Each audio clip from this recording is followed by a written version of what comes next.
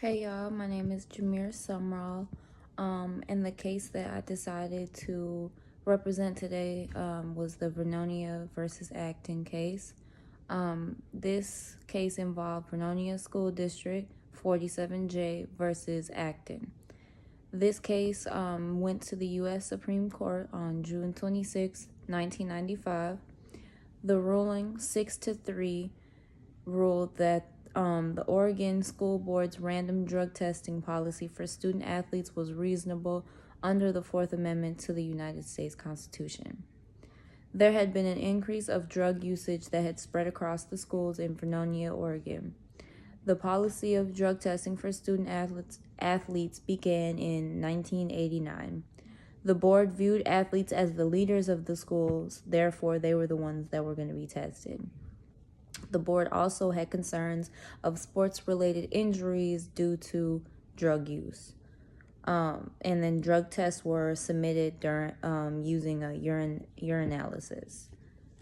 In 1991, James Acton, who was a 7th grader, was suspended from athletics for the season after he and his parents had refused to sign the consent form for drug testing. The Actons filed for a lawsuit, but the district courts upheld their policy.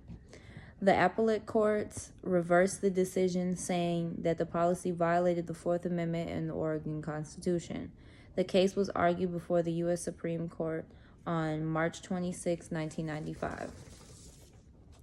The court noted that the Fourth Amendment, which forbids the federal government from conducting unreasonable searches and seizures, extended to cover searches by officers, which included public schools.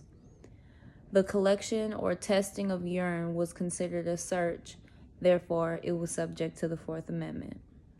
The court's ruling stated that even though school officials are state agents, they have the authority to act as parents and to punish as parents.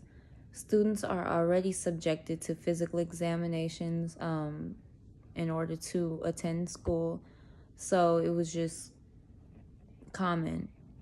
And student athletes also had a lesser expectations of privacy than their peers because they had more in-depth checks and they had to stay healthy on a healthier route.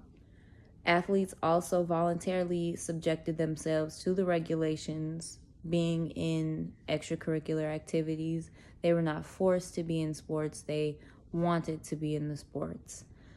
So the board articulated the importance of eliminating the drug use in the school, and the court also took that into consideration, and the court found that the school's policy was reasonable to uphold.